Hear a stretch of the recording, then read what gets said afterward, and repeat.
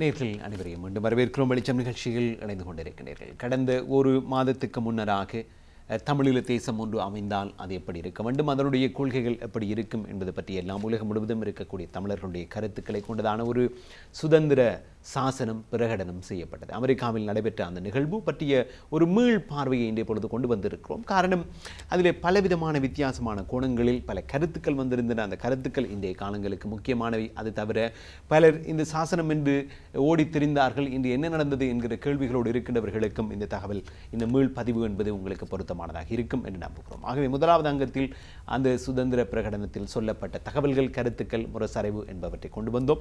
இனி கருத்துக்களுக்கு நாங்கள் சென்று கொண்டிருக்கிறோம். ஒரு சிங்களவருடைய பார்வை, ஒரு முஸ்லிமினுடைய பார்வை, இனி நாங்கள் இனிமொரு விடுதலை பெற்ற தேசத்தினுடைய பார்வையை கொண்டு வந்தோம். இப்போது கொண்டு வரப்போவது ஒரு சட்ட ரீதியான ஒரு பார்வையாக இருக்கும் என்று நாங்கள் நம்புகிறோம். அமெரிக்க சட்டத்தரணி ஜோன் கியோனாகா என்கின்றவர் அந்த கூட்டத்தில் சில கருத்துக்களை முன்வைத்திருந்தார். அதிலிருந்து ஒரு பதிவு இங்கே வருகிறது. Good evening. Can you hear me? Yeah, I'm John Kiyonaga. I'm a lawyer in Washington, D.C.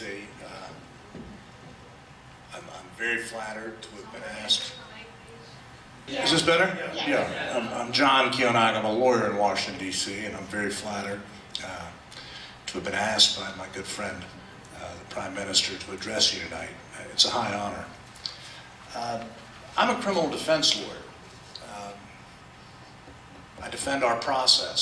I defend individuals that are caught up in our criminal justice system. But in the larger sense, I defend the process, the institutions whereby our freedoms are guaranteed, as they are in this country. It's certainly not a perfect system, but I've lived in a lot of countries and it's the best system I've seen. You know, when I left my house this morning, I kissed my wife goodbye, my two little kids, and my wife stopped me and said, you know, I hope you're not going to end up on some sort of FBI watch list for talking to those people. You all are those people, quote unquote. You know, my wife's a lovely woman. She was raised in a pretty suburb of New York in a pretty house. Her problem is she just does not understand. She doesn't understand being victimized by a state. In this country, we have constant political ferment. I'm the first to criticize our government for all sorts of things. But the indignities, the problems, whatever you want to call them, that we suffer do not bear any practical resemblance by any remote stretch of the imagination to the victimization that the Tamils have suffered at the hands of the Sinhalese government. She doesn't understand being forced to forego her culture, her national identity. She doesn't understand being muzzled, not being able to express herself because of her ethnic identity. அந்த நீண்ட பதிவினுடைய ஒரு அங்கத்தினை மாத்திரம் இங்கே தந்தோம். அதனுடைய விரிவாக்கத்தை அல்லது அவருடைய சொல்ல வந்த கருத்துக்களுடைய சாராம்சத்தை ஜெயந்திரனிடம் கேட்கலாம். ஜோன் கேனாக ஒரு சட்டத்தரணி அமெரிக்காவில் விஸ்வநாதன் ருத்ரகுமாரன் அவர்கள் கூப்பிட்டதன் பேரில் இதற்கு வந்திருக்கிறேன் என்று சொன்னார். அவர் உண்மையில் தன்னுடைய மனைவிக்கு இந்த பிரச்சனைகளுடைய ஆழம் தெரியாது என்கிற உதாரணத்தின் ஊடாக எவ்வாறு சாதாரண அமெரிக்கர்களுக்கு அல்லது சாதாரணமானவர்களுக்கு இவ்வாறு விடுதலை பாதிப்புகள் உட்பட்ட மக்களுடைய உணர்வுகள் புரிவதில்லை என்கிற ஒரு கோணத்தில் அவருடைய கருத்து தொடர்ந்தது. அவர் சொன்ன விடயத்தினுடைய சாராம்சம் சொல்லிக்கலாம். அப்படி சொல்லி நிச்சயமா நல்ல விஷயம் ஒன்று வந்து முக்கியமாக சொல்லணும்னு சொன்னால், இவர் வந்து 80களிலிருந்தே எங்களோட போராட்டத்தில் ஆதரவாக இருந்திருக்கிறார். முக்கியமாக 80 கடைசி பகுதியில் வந்து கர்னல் கிட்டு அவர்கள் இந்தியாவில் சில பிரச்சனைகள் வந்த பொழுது அவர் அமெரிக்காவிலிருந்து சென்னைக்கு போனவர். போய் அங்கே கிட்டுக்கு ஆதரவாக வந்து சில வழக்கு சம்மந்தப்பட்ட விஷயங்களில் ஈடுபட்டார். அது ஒன்று சொல்ல வேண்டிய விஷயம்.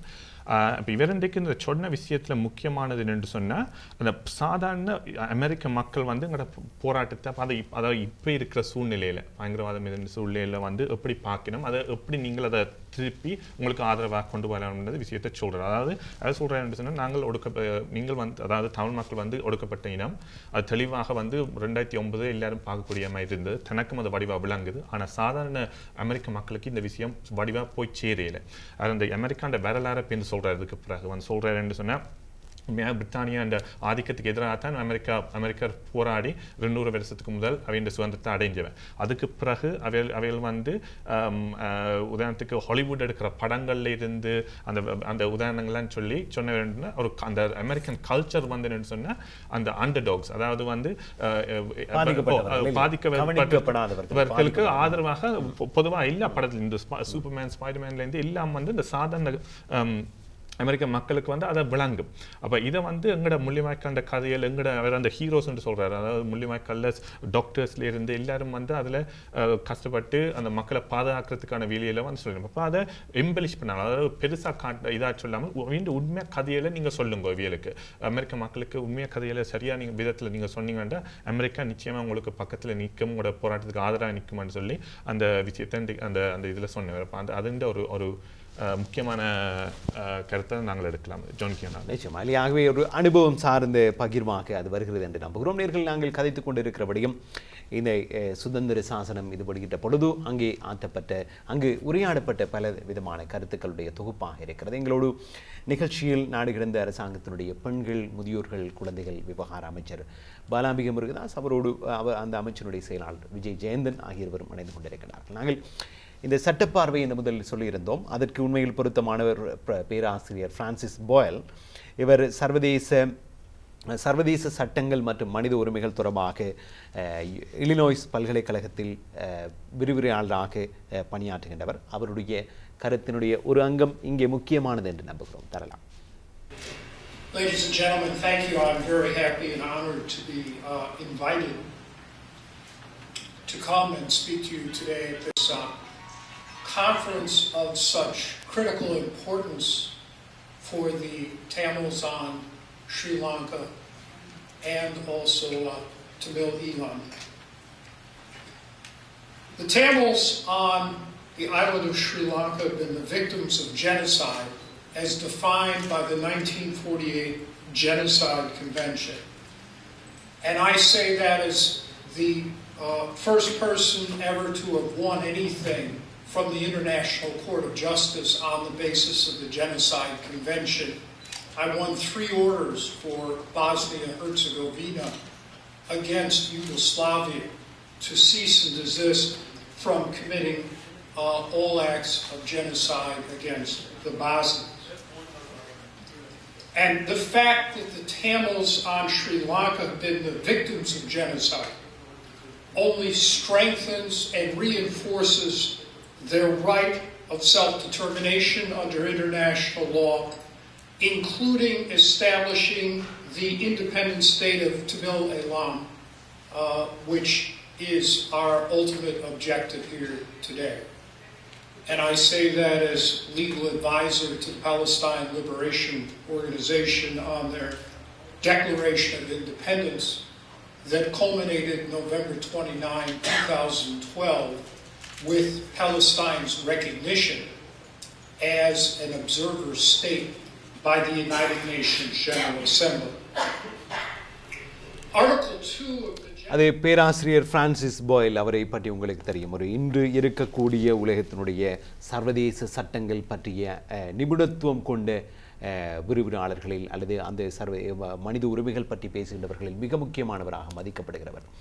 அவர் இப்போது பலஸ்தீனத்துக்கு கிடைத்திருக்கிற இந்த ஐநாவினுடைய பாதுகாப்பு பார்வையாளர் அந்தஸ்து முதற்கொண்டு ஜெனோசைடு கன்வென்ஷன் என்று கூறப்படுகிற இனப்படுகொலை பிரகடனங்கள் பற்றிய விவகாரம் முதற்கொண்டு ஆரம்பித்து அவருடைய உரை தொடர்ந்து செல்கிறது. எவ்வாறு இனப்படுகொலை என்பது நடக்கிற பொழுது அந்த பாதிக்கப்பட்ட இனம் நேரடியாக அதனுடைய சுயநிர்ணய உரிமைக்கான கோஷம் எவ்வாறு வலுப்பெறுகிறது என்பது பற்றிய விடயத்தை ஒரு சட்ட கோணத்திலும் சர்வதேச பார்வையில் அவர் கொண்டு வருகிறார். அவருடைய உரையோடு இணைந்ததாக இன்னும் ஒரு உரையினை பார்த்தால் இரண்டும் சேர்த்து பேசக்கூடியதாக இருக்கும். இது அமெரிக்காவினுடைய முன்னாள் சட்டமா அதிபர் ராம்சே கிளார்க் அவர்கள் இப்போது நாடு கடந்த அரசாங்கத்தின் ஒரு செனட்டராகவும் பணியாற்றுகிற ஒரு சூழலில் அவருடைய பார்வையும் கொண்டு வருகிறோம். இரண்டையும் சேர்த்து நாங்கள் பேசலாம்.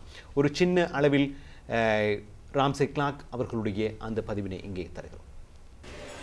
Unless I'm mistaken,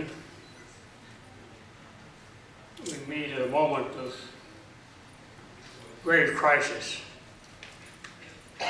for the people of Tamil Eelam.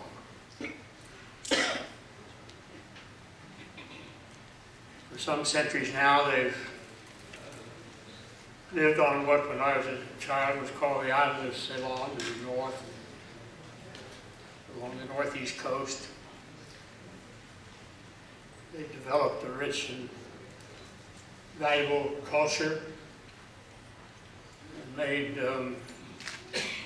contributions to the well-being of all societies on the planet.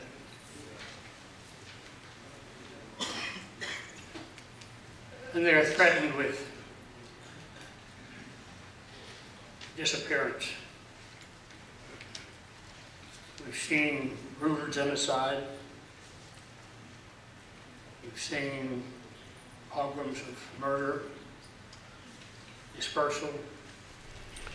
அந்த பதிவினுடைய ஒரு அங்கம் ஒரு கொஞ்சம் தந்தோம் நீண்டு செல்கிற உரைகள் ஆகவே அதனுடைய சாராம்சத்துக்காக வருவதற்காக ஒரு கொஞ்சம் அடையாளத்துக்காக தந்திருந்தோம். அது அமெரிக்காவுடைய முன்னாள் சட்டமா அதிபரும் தற்போது நாடு கடந்த அரசாங்கத்தினுடைய செனட்டருமாக இருக்கிற மதிப்புக்குரிய ராம்சே கிளார்க் அவர்களுடைய பதிவாக இருந்தது. ஜெயந்தன், நீங்கள் அந்த கூட்டத்தில் இருந்தீர்கள். ஒருபுறம் ராம்சே கிளார்க், அவரும் ஒரு சட்டவாதியாக இருந்தவர், சட்டமாதிபராக இருந்தவர். மறுமுனையில் சட்டத்துறை சார்ந்தும் சர்வதேச சட்டங்கள் மற்றும் மனித உரிமைகள் சார்ந்தும் பேராசிரியராக இருக்கிற பிரான்சிஸ் பாயில்.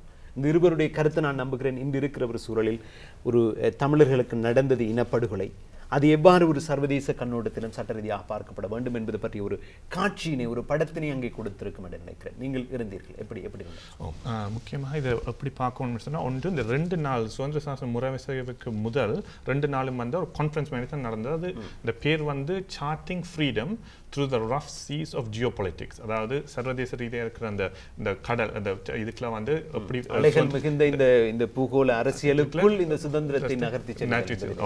அப்போ அதில் தான் இவியல் அந்த பேசினவர். அப்போ ஒன்று இவியல் 2 பேரும் வந்து அந்த ஃப்ரீடம் சார்ட்டருக்கான அந்த கான்டென்ட்ஸுக்கான அட்வைஸ் எல்லாத்தையும் கொடுத்தவர். நாங்கள் இரவு வந்து தான் எல்லாம் எழுதினவர், டிஸ்கஸ் பண்ணி இப்படி இதாக போடுவோமா, இந்த சொல்ல போடாமல் 20 கழிச்சு தான் செய்தவர். அப்போ ப்ரொஃபஸர் பாயில் சொல்கிற ஒரு முக்கியமான விஷயம் என்னன்னு சொன்னால், ஒன்று அவர் பொஸ்னியாவில் நடந்த இனப்படுகொலைக்கு இந்த கேசஸில் வந்து இன்டர்நேஷனல் ரீதியாக வந்து அவர் வாதாடி இருக்கிறார். இப்போ அவர் வந்து மற்றது பலஸ்தீனியனாக்கு இந்த போராட்டத்திலையும் வந்து இந்த ஃப்ரீடம் சார்ட்டருக்கான ஐடியாஸையும் கொடுத்தவர். இப்போ அவர் வந்து அந்த ஜெனசைட் விஷயத்தில் வந்து கொஞ்சம் ஒரு தெளிவான ஒரு அவற்ற பொசிஷனை வைக்கிறார் என்று சொன்னால், இப்போ வந்து அந்த ஜெனசைட் அந்த டெஃபினிஷனில் வந்து சொல்லுதுன்னா அந்த டிஸ்ட்ரக்ஷன் ஆஃப் அ ரேஸ் அந்த இன் பார்ட் சொல்லி இப்போ எக்ஸ்ட்ராவாக ஒரு வேர்டை ஆட் பண்ணுறாருன்னா சப்ஸ்டான்ஷியல் பார்ட். உதாரணத்துக்கு என்ன சொன்னால் 4 மில்லியன் மக்கள் பொஸ்னியாவில் இருக்க வந்து அதில் கிட்டத்தட்ட 250,000 2 லட்சத்துக்கு மேலே வந்து கொல்லப்பட்டது. அப்போ அந்த நோக்கம் வந்து அதிலிருந்து தெளிவாக வரணும் என்று சொல்லித்தான் அவர் வாதாடுறார். அதாவது அந்த டெஃபினிஷன் வந்து நாங்கள் சர்வதேச ரீதியாக அது மாற்றப்பட்டு இப்படியான இனப்படுகொலைகள் வந்து அரசாங்கங்கள் சொல்லும் இல்லாத இனப்படுகொலையில் பொதுவாக சண்டையில் தான் கொல்லப்பட்டதுன்னு சொல்லி, அப்போ அந்த எண்ணிக்கையை பார்த்து அந்த நோக்கம் ஜெனசைட் இனப்படுகொலை தான் என்று சொல்லி நிரூபிக்கிறதுக்கு இந்த மாற்றம் கொண்டு வரணும் என்று சொல்லி அவர் இந்த இதில் வந்து ஸ்பீச் பண்ணேன். ரெண்டாவது வந்து இப்போ ராம்சி கிளார்க் சொல்கிற விஷயம் வந்து என்னன்னு சொன்னால், பொதுவாக போராட்டத்தும் எங்களோட அதாவது கலாச்சாரம், தமிழ் மொழி, அந்த காலமாக வடகிழக்கில் வாழ்கிற மக்களோட அந்த விடுதலையை வந்து தான் ஆதரிக்கிறது என்று சொல்லியும், பொதுவாக உலக அரசியலில் உதாரணத்துக்கு 2ஆம் உலகப் போருக்கு பிறகு ஹிரோஷிமா பாம் போட்ட பிறகு இந்த யுத்தங்கள்லாம் வந்து பலர் அழிஞ்சு கொண்டு போக இப்படி ஒரு இனம் வந்து பாதிக்கப்பட்ட இனம் வந்து அவைகளுக்கு விடுதலை தேவை. அவைகள் வந்து இந்த அதாவது யூஎன்னுக்குள்ள ஒரு சேர்ந்து அவையில பாதிக்கப்பட்ட கருத்துக்களை சொல்லி எதிர்காலத்தில் அவையிலும் இது பங்காளிகளாக இருக்கணும். அதாவது எதிர்காலத்தில் ஒரு நிரந்தரமான ஒரு பாதுகாப்பான ஒரு சூழ்நிலை எல்லாருக்கும் எந்த நாட்டில் இருந்தாலும் சர்வதேச ரீதியாக இருக்கணும் என்று சொல்லி, அதுக்காக இவர்களுக்கு ஒரு தனி நாடு தேவை என்று சொல்லி அவன்கிட்ட கருத்தை போட்டிருக்கிறார். அதாவது வந்து அந்த பழமையான ஒரு கலாச்சாரம், மொழி இதெல்லாம் வந்து நாங்கள் பாதுகாக்கணும். அதே நேரத்தில் இவர்களுக்கு ஒரு உரிமை இருக்குது. அவைகள் வந்து இந்த இன்டர்நேஷனல் கிளப்புக்குள்ள போய் அவையின் கருத்துக்களை சொல்லி மற்ற நாடுகளும் இப்படி நடக்காமல் பார்த்துக்கிட்டு அவையின் கருத்துக்களும் இருக்கும். இப்போ இது இப்படியான இனம் அழியக்கூடாதுன்றதை வந்து அதில் சொல்லியிருக்கார். உண்மையில் 2 கனதியான கருத்துக்கள் என்று சொல்லலாம் இல்லையா? சட்ட ரீதியாக இன்று இனப்படுகொலை என்று சொன்னால் இல்லை, அது ஜீவர்ட் நாங்கள் சொல்ல மாட்டோம் என்று சொல்லுகிற ஒரு சூழலில் இது நடந்தது இனப்படுகொலை தானா என்று பார்க்கப்படுவதற்கு என்ன கோணங்களில் பார்க்கப்பட வேண்டும் என்கிற கேள்வி வருகிற பொழுது பேராசிரியர் போயில் அவர்களுடைய கருத்தும் அதே போன்று சர்வதேச உலகத்துக்குள் முழுமையாக ஒட்டுமொத்தமாக சர்வதேசம் எப்படி நகர்கிறதோ அதில் சமூகங்கள் மனித குழுக்கள் பாதிக்கப்படுகிற பொழுது அவர்களை எப்படி காப்பாற்றலாம் என்றால் அதற்கு தீர்வாக இந்த சுயநிர்ணய உரிமை போன்றதாக வருகிறது என்கிற கோணத்திலும் என்கின்ற 2 மிக முக்கியமான காத்திரமான பதிவுகள் அங்கே வந்திருக்கிறது. நம்புகிறோம் ஒரு சுவாரஸ்யமாக நாங்கள் அங்கே நடந்தது என்ன என்கிற ஒரு கோணத்தில் பார்க்கின்ற அதே சமகாலத்தில் அங்கே நடைபெற்ற உரையாடல்கள் ஒரு சர்வதேச தரம் வாய்ந்த இந்த பிரச்சனையினுடைய பல கோணங்களை ஆழமாக பார்க்கிற காத்திரமான உரையாடல்கள் என்றபடினால் அதனுடைய சாராம்சங்களை இங்கே கொண்டு வந்து அது பற்றிய ஒரு அடையாளத்தை உங்களுக்கு கொடுக்க முயன்று கொண்டிருக்கிறோம்.